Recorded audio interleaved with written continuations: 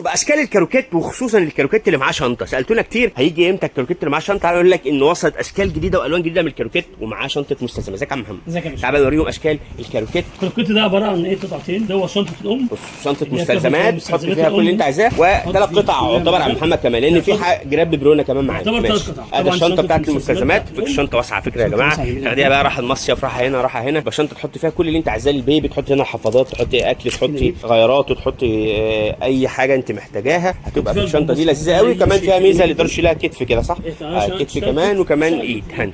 وده الشنطه، وده السرير بتاع البيبي او الكاروكيت. طبعا السرير قفل في دقايق، تبقى انت برضك مطمنه على البيبي في اي مكان، بعيد عن الحشرات، بعيد عن الحر، بعيد عن راحه مشوار، طالعه على الشمس. تقدري انت تظبطي امورك. ايوه ما تقدرش شايلها على كتفك على طول، تبقى انت مطمنه في خروجاتك مع البيبي. بصوا السرير جميل او الكاروكيت جميل جدا، وتقفيله سهل وبسيط زي ما انتم شايفين كده. وادى جراب الببرونه عمال عم محمد يقفل ده. هوريكم بقى ايه الجراب بتاع الببرونه.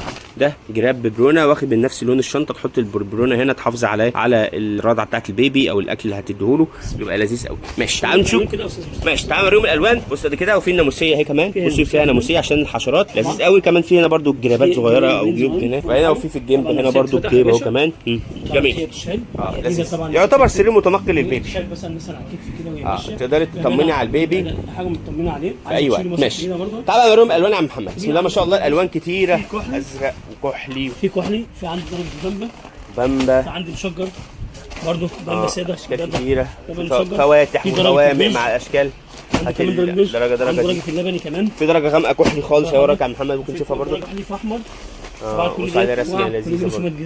كل دي اشكال دلوقتي موجوده، الحقوها. رسمه تختلف عن رسمه. رسمه فراشات برضه اهي زي ما حضرتك شايف، هم الاثنين 3 قطع مع بعض. كميات موجوده هنا، كل اللي انتم محتاجينه في عالم المواليد، خصوصا للبيبي نيو بورن من اول عمر يوم لحد سنتين. هتلاقوا هنا في رأفة صيان. ده غير طبعا موجود لحد 18 سنه، بيكمل مراحل الاطفال كلها. استنوا الفيديوهات اللي جايه نقول لكم تفاصيل اكتر عن المنتجات اللي موجوده في كل فروع رأفة صيان.